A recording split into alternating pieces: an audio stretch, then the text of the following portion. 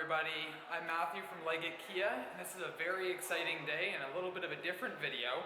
This is a little more unscripted because we just received our 2021 Sorento, all new redesign. Very exciting. So we're just going to go really quickly, explore the vehicle, look on the outside and the inside, have some fun, right?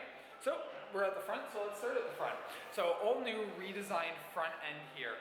It's very boxy, sort of designed similar to the Telluride. A lot of design inspiration from there. You got your standard Tiger nose grille, and of course you've got these new headlights, which just look awesome. Take a look at those. Beautiful LED headlights, sort of multi-box design. Very similar to, I think Acura has headlights that are like this on their cars. Looks absolutely great. The front end looks so aggressive, so nice. Absolutely love this new look.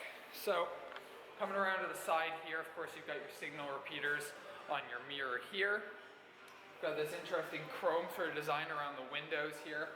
This, the tint on these windows are stock, so we didn't do anything there too. So you got normal see-through on the front, but you've got some tint privacy on the back there, which is awesome. Got your rims, look nice, and they look fast. I think they look fast. Coming around to the back end here, all redesigned. I think these headlights or taillights, sorry, look awesome. These sort of vertical design. They similar to the Telluride. Telluride's got headlights like this. I think they kind of look like Mustang taillights. Nothing wrong with that. Mustang's a good-looking car, right? Can't complain. Looks like a good-looking car, right? In the back here, you've also got, notice there's no windshield wiper back here because it's hidden up underneath here. We'll see if we can see it. Kind of hard to see, but it just sort of comes down and wipes your windshield, so you don't have to deal with it sitting right here and flopping up, right? And then of course, taken also from the Telluride on the back end here, we've got the word Sorento just written out here. Beautiful look, really nice. And popping it up, so the handles are hidden way down here. Pulling it up.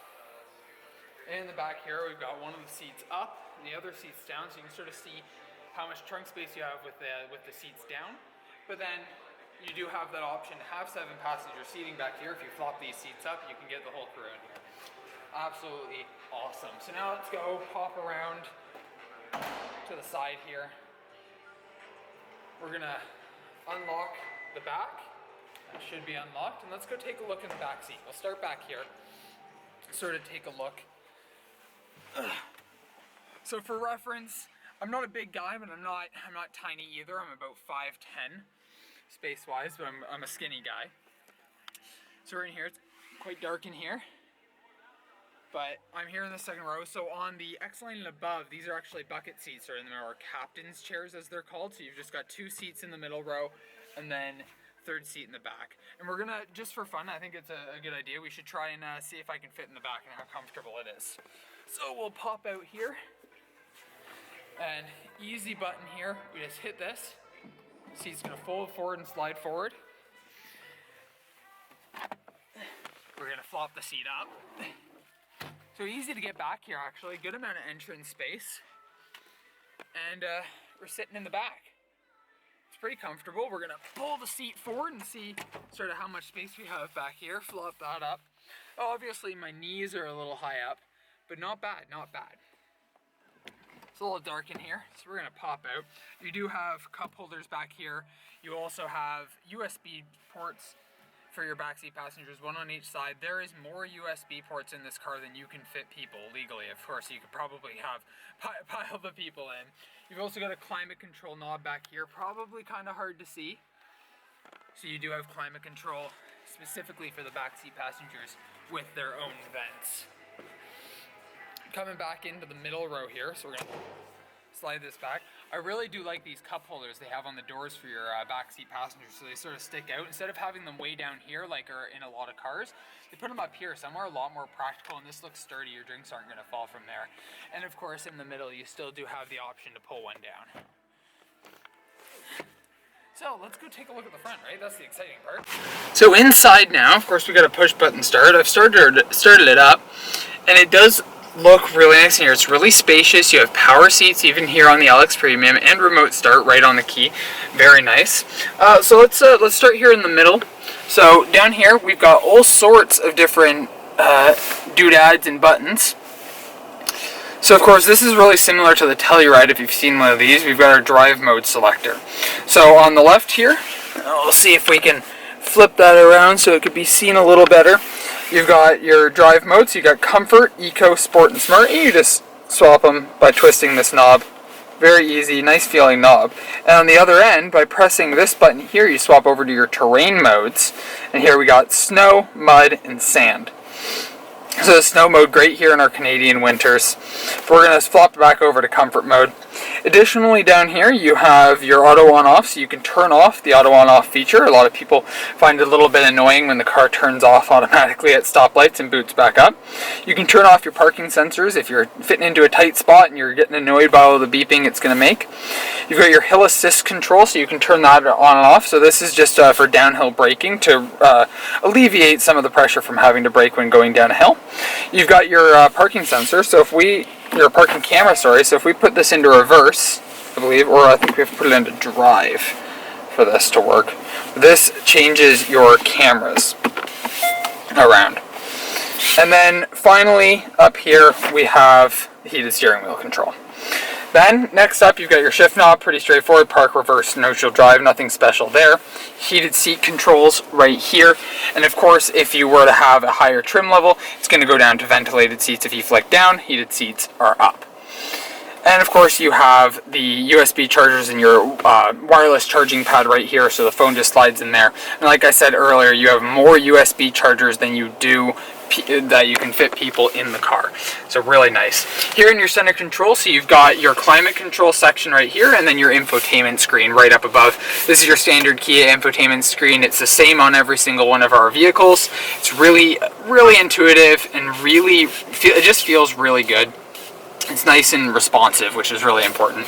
And then your climate control. So this is very different from any other Kia vehicles. So for your temperature change, instead of a knob, you've got these nice little switches, which is really nice. And you've got your 3 different levels of climate control. This is something that they added in the K5, and now they've put here into the Sorento, where you can choose how aggressively it's going to try and get to that temperature that you have it set at. So it doesn't, if you have it set to 1 pip like I have here, it's not going to start blowing the fans like crazy and making a whole bunch of noise. It's going to take its time, but if you really want it to get cooled or hot, you can put it up to 3 pips. Nice control. You've got your sync as well. This is sort of a touch interface, right? So these aren't buttons, these are touch, which is nice. And your sync, so this is because you have the 2 temperature zones here in the front seats, driver seated and passenger side. Nice, interesting controls there. Center screen is going to be the same as it is on every single Kia. You've got Android Auto and Apple CarPlay up here, all sorts of settings and all sorts of different options in here. Quite great. These new vents I think are really interesting. They're supposed to look like a jet engine apparently. I don't know about that, but they do look cool. They've got these little mini vents. They're like tweeters on a speaker.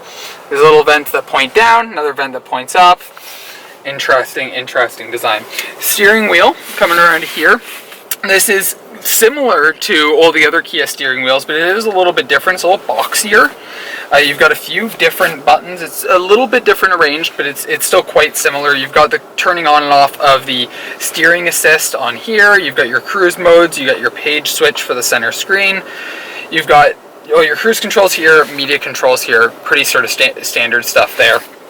Coming over into the center screen, so we're just going to explore the center screen here because this looks completely different from every other Kia. See if we can get the camera to focus in there.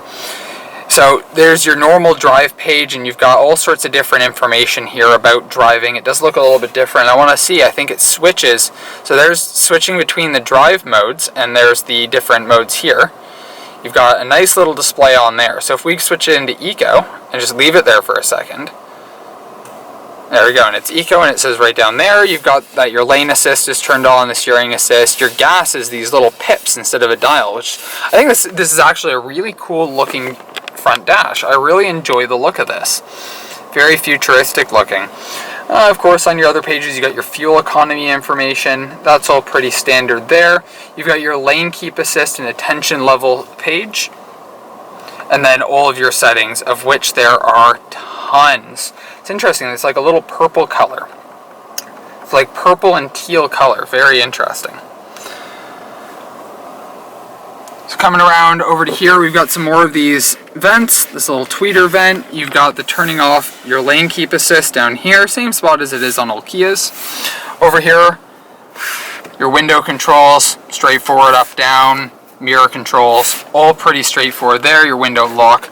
These door handles they're not like a normal lever like this. You've got this big lever that you put in there, and you've got the these are sort of taken from the Soul. This sort of design that they have here on the door looks very much like the Kia Soul. Very, very good looking interior. So we're gonna shut it off here, and that is the all new 2021, the redesigned Kia Sorento. Great looking vehicle here. We've got a chance there with the headlights on. There's those headlights looking absolutely awesome. We've got the daytime running and then the actual headlights, those projection headlights. What a great looking front end. So thanks for watching. Stay tuned as I will be doing a much more in-depth video of this car. I'm going to spend a lot of time really exploring it, going over all the different features. Of course, we are going to get other trim levels in, so we're going to take a look at those. We're getting the next line soon, so I'm excited to take a look at that because it's got some great styling, and I got to see how comfortable those captain's chairs are in the back. Like and subscribe, leave a comment. If you have any questions, I'd be happy to help you out. And if you want to come see the vehicle, we have two of them here, a red one and a black one, and they are available for test drive. Come on down.